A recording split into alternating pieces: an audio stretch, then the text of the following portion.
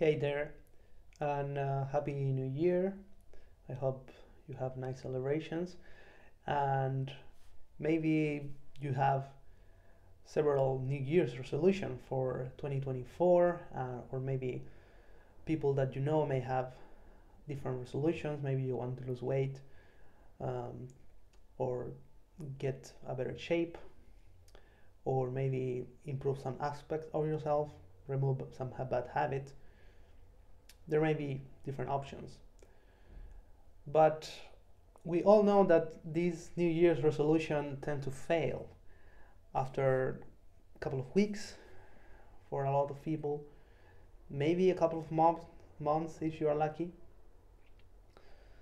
And the question is, why is that the case? I mean, probably there are a lot of videos about why you shouldn't do New Year's resolution. They're a waste of time, and we all know that the gyms make a lot of money uh, from people trying to improve their shape by offering new plans at the start of the year, because they know that most people will stop going after a couple of months.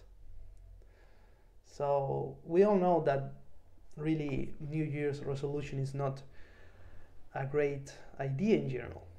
However, for most people, that's the only time of the year where they reflect about their life and try to improve some aspect of themselves. And I don't think that's a bad idea. I think it's great that we have some, at least once a year, to reflect about what we like, what we enjoy doing, and why we could do better. Sorry. So personally, I don't think there's a problem with that, but the problem is with the strategy. We have to attack those resolutions, and I wonder why that's the case. I mean, we all know that that doesn't work, but the question is why that's the case. Is there a reason why all these New Year's resolutions fail? And I recently read a book called The Path of Least Resistance by Robert Fritz, and that's a great book. And the ideas there, and that's what I want to share a little bit with you today. The ideas there essentially give a very powerful reason why we fail to change in our life, and particularly all these New Year's resolutions explain quite clearly why they fail and why we can do instead. Because, okay, it's good to know why those things happen, but we also want to try to improve the situation. And the book outlines three main principles that I want to mention, and then try to get into more details in our particular context. Okay, so there are three principles that the author mentioned in the book, and the first one is that we go through life like a river, and we move through the path of least resistance. That's the first principle. The second principle is that the underlying structure of a life determine the path of least resistance. So, and the third point is that we can change the underlying structure of our lives. So those are the three principles. So what does it mean? Let's consider a simple example of trying to change some behavior. Let's say that, I don't know, you want to drop some weight. You can also check my video that I did last week about that. Or, I don't know, remove an addiction you may be struggling with. And the problem that most of us, we just try to, okay, improve our diet or remove the addiction altogether without question ourselves why this is the case. And what the author is trying to convey in this book is that there is a reason why this behavior is in the first place. It's not just it came from nowhere. And all the systems we have in our life, or our values or beliefs and all other actions we take daily, all those situations, all those systems determine our behaviors. So if we are overweight, for example, and we want to lose weight, um, instead of just, okay, of course you may want to do a diet, right, or stop eating junk food. That's nice. However, you may ask yourself first, okay, why I'm doing that? I mean, why I'm in the state I am? What are the systems I have in place that makes me the way I am? So really, this is an exercise about introspection, about trying to understand the reasons behind the things we do. So another example is that a lot of people try to go to the gym, for example, starting the new year, um, because I don't know, maybe they are single and they want to improve their chances with the opposite sex, or to find a partner, whatever, and they may be very motivated because of that, or they may be very motivated just because they did New Year's resolutions and they promised to everyone that they're going to be in great shape by the end of the year, so they start going to the gym, and that's great. However, this motivation is based on, in a sense, the wrong things, because if your motivations are based on what you promise to others, or because you want to attract someone, the problem is that as soon as those conditions are met, then you will lose the motivation. So in the example of trying to attract someone, a lot of people, when they are single and they start going to the gym because they want to improve their chances, yeah, they start to get in better shape, but as soon as they get a partner, then they stop going to the gym or start going less because there is less motivation. They got what they wanted, right? And that's a pattern that is very common in all these failures, and in a sense it's a sort of yo-yo effect, because what happens is that, okay, you get comfortable, you stop going to the gym, you start eating more again, or staying more time in the couch, doing less exercise, or if it's cold you start to making excuses, right? And what happens is that, yeah, you start to get more comfortable and you start losing your shape, and you start getting less attractive. So your partner may start looking at you and thinking, oh yeah, you're not looking so great anymore, and you may start to get more insecure. You may start feeling bad, and maybe you even break up not because of that necessarily, but this may be like the starting point, and you end up in the same point as you start, right? So you have to start all over again, the whole process, and probably you will repeat the same pattern all over again until you realize that this is not working. So this sort of oscillating pattern is very common, and the author talks at length about this sort of pattern that we see also with yo-yo diets, that you start a diet and things are great at the beginning, but then after a while, after you start seeing results, somehow you start to lose the motivation, and at some point, maybe after a couple of months, where you have dropped significantly amount of weight, then you are almost in your, let's say, ideal weight, but then you have reached this point, and then you don't have any motivation to continue losing weight, because you have reached your point, and then you start to relax and to let go. And what happens is that, yeah, you may start gaining weight again because of that, and after a while you may end up in the same point at the beginning.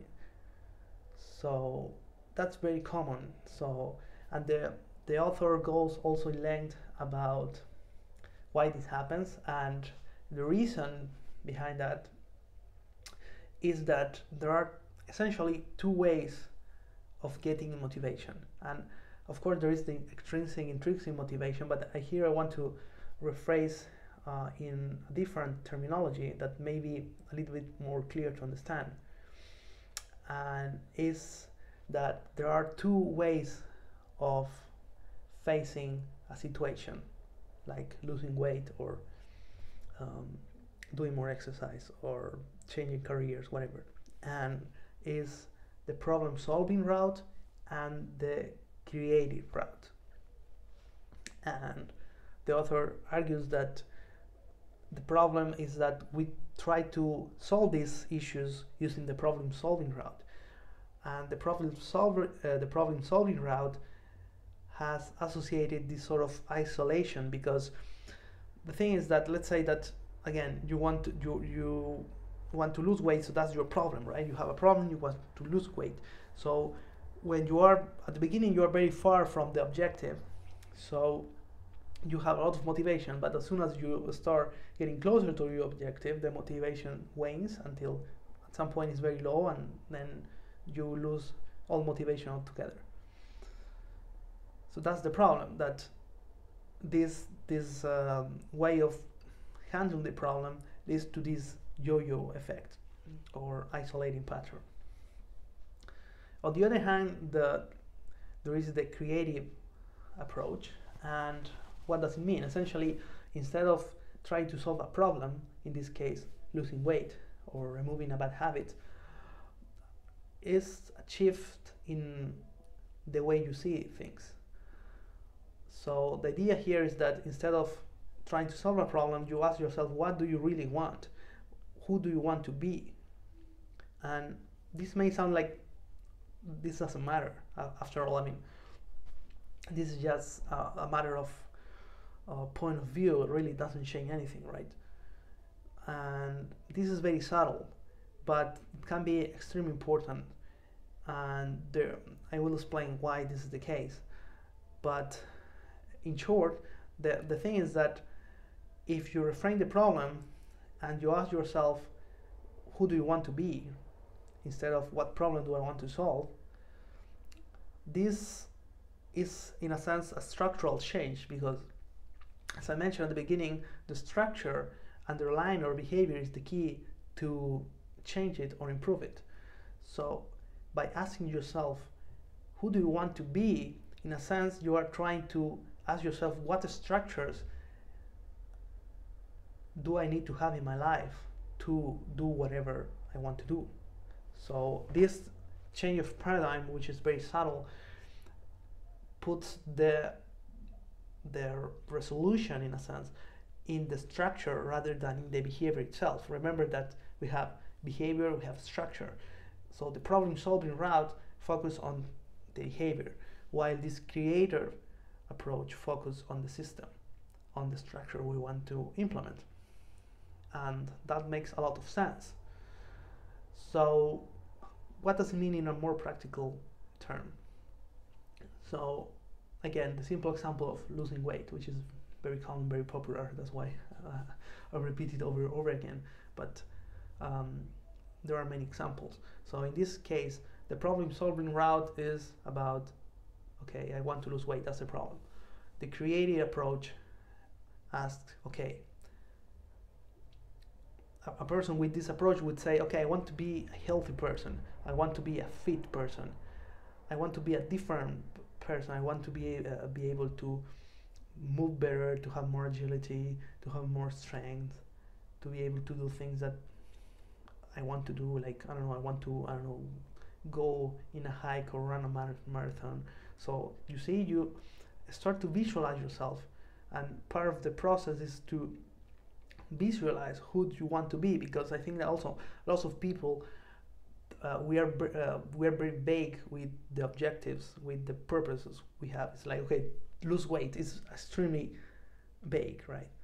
A more concrete example would be like, okay, lose 23 pounds, but still this is in the framework of the problem solving route. So in the creative approach, what we have to do is to really visualize who we want to be, how we want to look, and what activities we want to do. And in essence, is who do we want to be. what person do you want to be. And I also mentioned it in the previous video about how I lost weight, that it's extremely important that you have a clear vision and determination about what do you want. Because I think a lot of us, also whenever I fail in things in the past, a lot of times it's because I don't know exactly what do I really want. I want to remove a bad habit, or do something else, but I don't really know what do I want to do it. Why do I want to do it?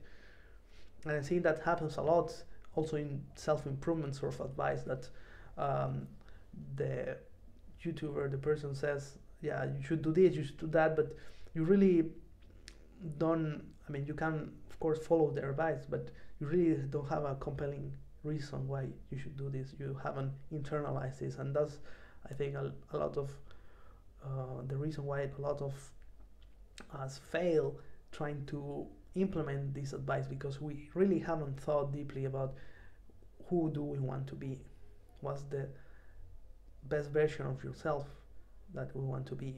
And again, this may sound like airy-fairy, or like, I mean, that's not important, but the more that study personal development and the lessons I learned so far led me to this direction, that really having a compelling vision, having a clear clear version of who do you want to be. Of course, this will be updated over time, because the more you grow, the more path, the more options that open to you. So of course this vision will be updated over time. My vision about who I want to be, I don't know, 10 years ago is completely different to the vision I have now. So that's an extremely important component of the creative process. And of course, the author makes a lot of emphasis in, well, the creative process applied to creative endeavors. But one of the points that also he does is that a lot of creative people, artists or musicians, that they know how this works, at least unconsciously, but they're not aware, or they're not able to do the connection to apply to their own life. I mean, you can see that a lot of artists are, let's say, they don't have the best possible life. They may have a lot of problems, they may struggle with addictions, or their life may be a mess. And the reason is that they cannot do the connection to apply this creative process that they apply to their work, to their personal life. And that's extremely good insight that I got from this book, is to try to, even if you don't consider yourself as a creative person, maybe you do, I don't know, to apply this process to your personal life. And that's what the message of this video is, that to try to take this approach to this creative process, and this is the first step, really, to visualize the outcome. If you don't know what do you want, it's like going without a map. Let's say you want to reach a destination, you don't have a map, and you're just looking around randomly. That's not the best strategy to go, and that's clear in those types of examples. I mean, if you want to go on a road trip, it's clear that you will have a sort of map, either Google Maps or a physical map in the old days. So that's like a no-brainer, right? But somehow in a personal life, we don't make the connection. We don't have a clear final destination where we want to be and how our life will be different. And as a consequence, we cannot do the necessary steps. We focus a lot of times we focus on, okay, how do I do this? But again, if you don't know what you really want, it's very difficult to do the necessary steps. And that's what the path of least resistance is that once you have this clear vision, then your mind and yourself will start to work towards this vision. And this process, as it unfolds, will ultimately lead to a change in the systems and therefore in the behaviors. And that's where true change really is, where your life is when your life is so different that your previous way of seeing the world is like it doesn't make any sense anymore, and the actions you did in the past doesn't make sense anymore because you are a different person, and that's where ultimate change is. So yeah, that's basically it. The book goes in a lot of details, and I don't want to make this longer. So that's like the first step to have a clear vision. And the year is just starting, so I think a lot of people still have this motivation, still are in this mode of maybe reflective mode. So if that's the case, there is time to change courses. And yeah, if you already your motivation has started to wane, maybe that's the right time to try to change the way you approach the situation and try to get to a lasting change by changing the systems instead of just changing the behavior. So yeah, I think that's all for today. So I hope you like the video. In that case, it would be great if you like and subscribe to get more principles, self-improvement stuff that I like to talk about. Usually my videos are about principles, about systems, because I'm aware that it's not just about like doing tricks or certain behavior patterns, but it's really about the psyche. It's about having the right mindset, and this creative approach goes a lot in this direction to get the best result. So yeah, that's it for today, and I hope you have a nice year.